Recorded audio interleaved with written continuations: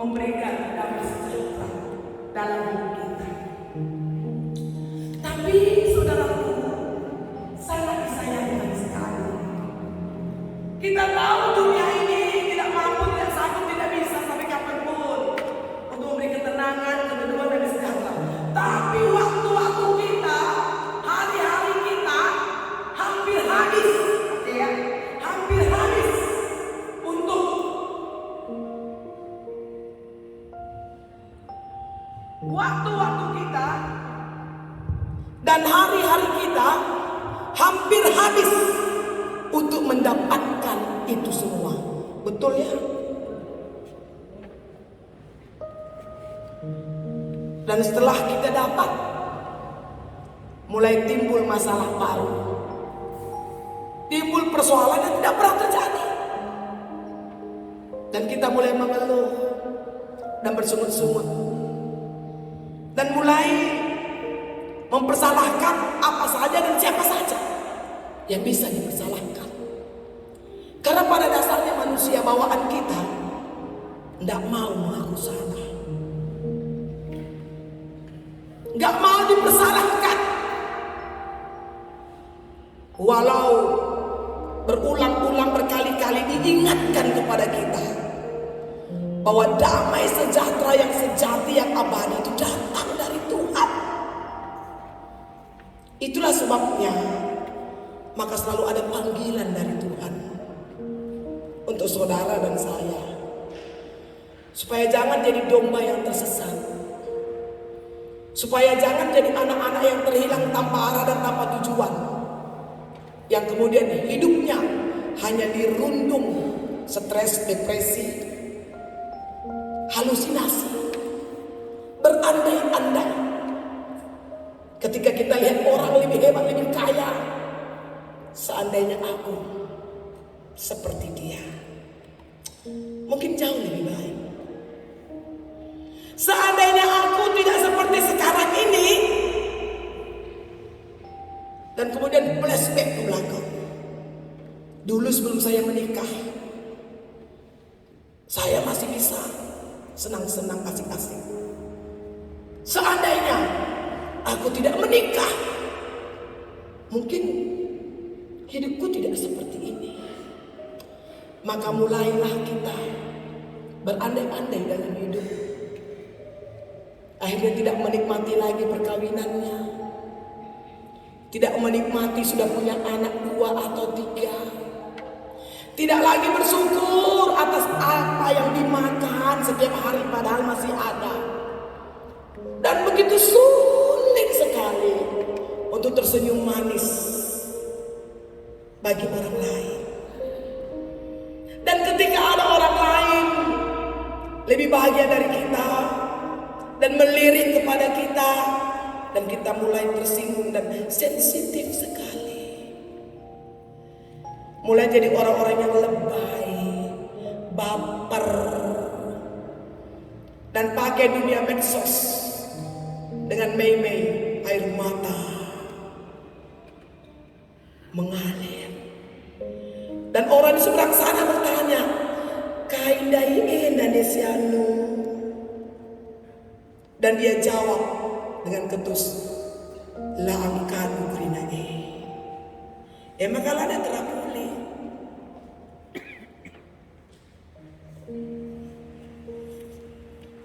Apapun nasihat gak akan masuk lagi. Saudara, please, Tuhan itu Dia mau kita bahagia. Amin. Tuhan itu Dia mau kita senang, kita gembira. Dan mungkin pertanyaanmu, bagaimana mungkin pendeta aku bisa senang bahagia sementara ekonomi sedang down? Bagaimana mungkin aku bisa gembira, tersenyum manis atau melayani sementara kesehatanku sedang mengkhawatirkan? Bagaimana mungkin pendeta? Jangan bawa kami seakan-akan kami ini ada di tempat yang tidak realistis. Tadi malam jam 11, temanku, adikku, sahabatku telepon, Pastor Pitu. Apa Juita? Doakan aku Kak. Kenapa kau? Aku PJJ tadi Kak di rumah si Anu. Ku bawa kereta aku Kak. Cuman itu kendaraanku kakak kan tahu. Hilang Kak, diambil orang. Tragis kan? Dia PJJ loh, sembah Tuhan loh. Orangnya tutus, orangnya baik, dia janda, anaknya 3 kecil-kecil. Kendaraannya cuma itu. Dia nggak tinggalkan warisan oleh suaminya ber-MM. Suaminya bukan. Kak doakan aku. Gimana aku mau melapor, udah malam jam 11 dan tadi malam kayaknya hujan kan.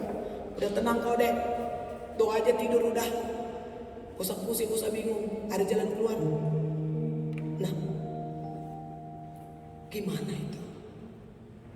Dan hari ini saya berkata damai sejahtera dari Allah. Rancanganku rancangan damai sejahtera bukan kecelakaan.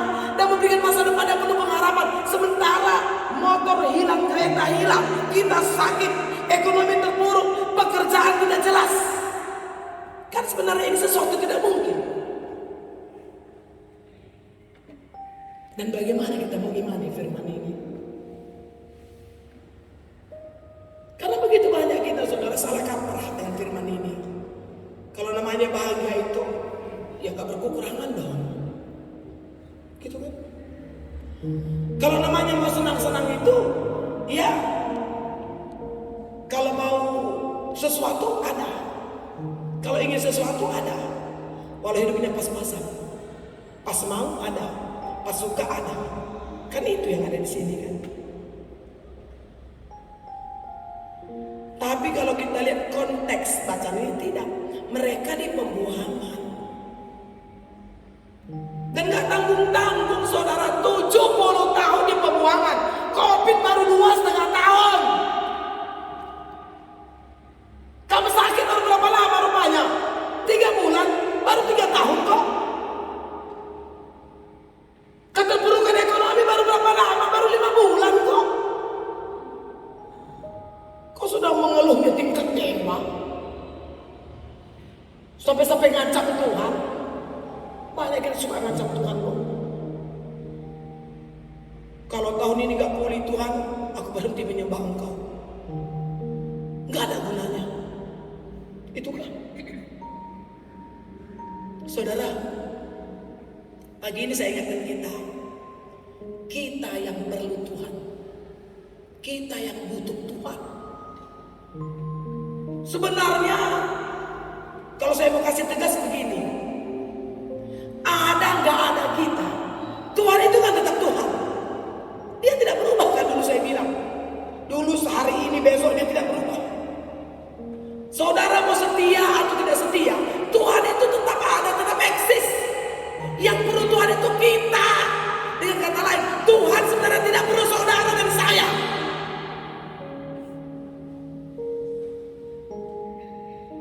Karena ketika saudara menolak Tuhan, bukankah batu-batu itu bisa dia bikin untuk berteriak? Pohon-pohon bisa bertepuk tangan memuji Tuhan. Lagu kita banyak. Dan burung-burung pun bersorak memujimu. Burung-burung bisa.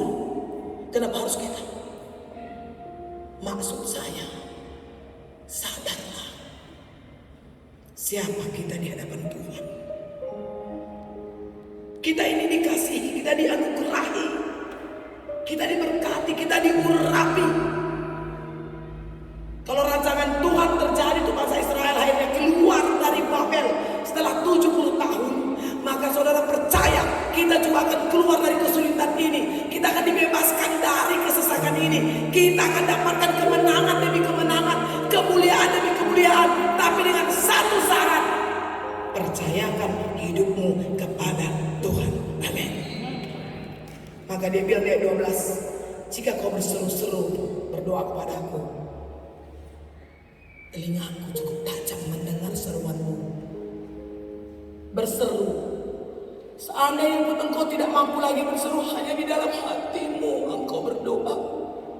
Hanya dengan air matamu engkau berkata kepada Tuhan, karena ucapan sudah tidak terucapkan lagi. Telinga Tuhan cukup tajam untuk mendengar suara hatimu yang tak terucapkan. Dan jangan kau berpikir tangan Allah kurang panjang untuk memeluk engkau dan menjangkau engkau dan berkata, I love you.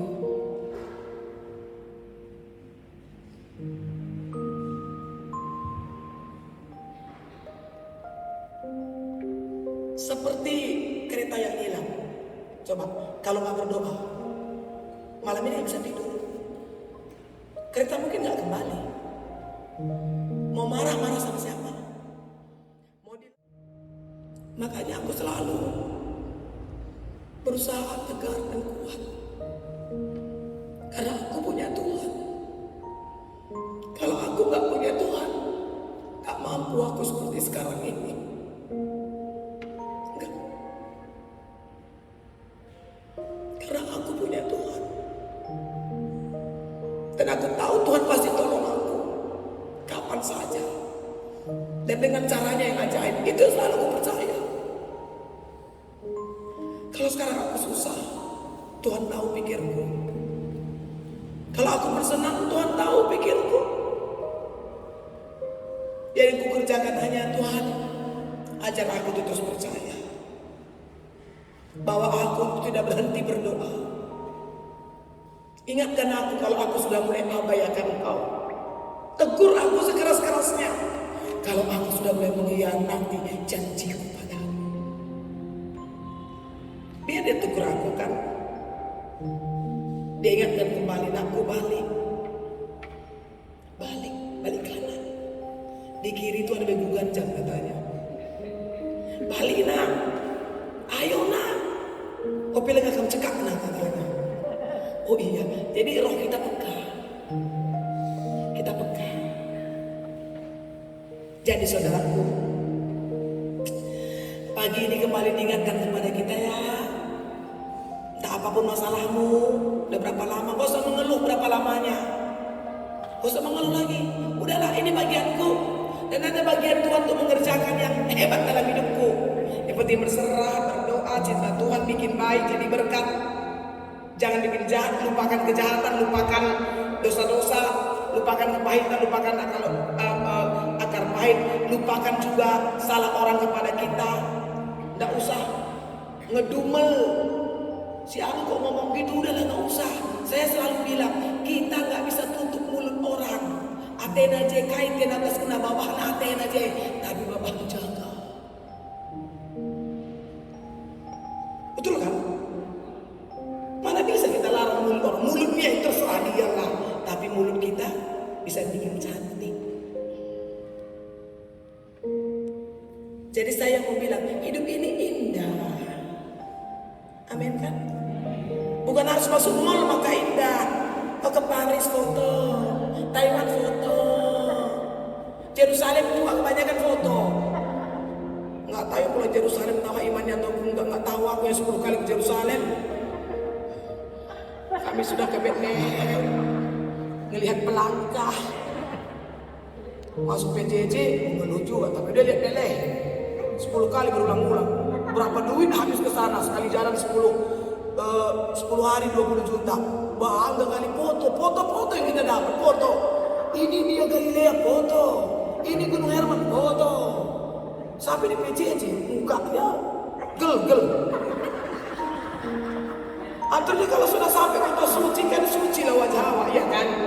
Senyumnya pun suci lah kan. Dalam kota yang tersuci kita tetap bau. Maaf.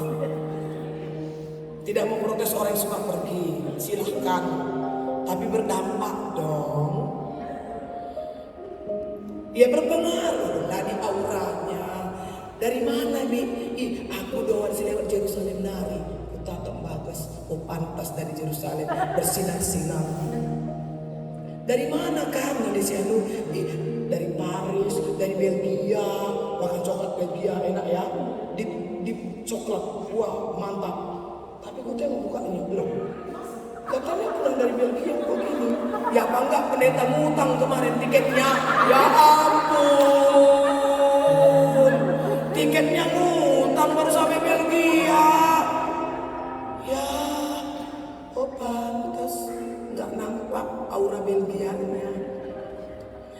Pulang ke Indonesia kan bingung gimana bayarnya kan gitu.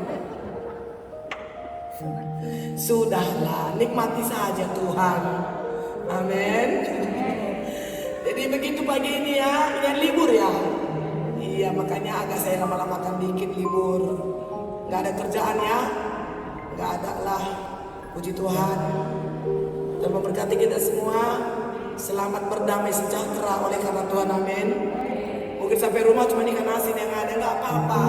Peterakap masih dengar lah.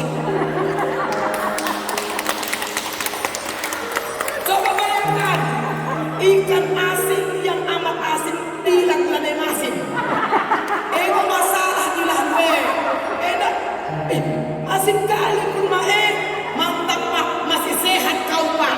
Masih sehat kau, peluk langsung aduh. Suamiku masih sehat.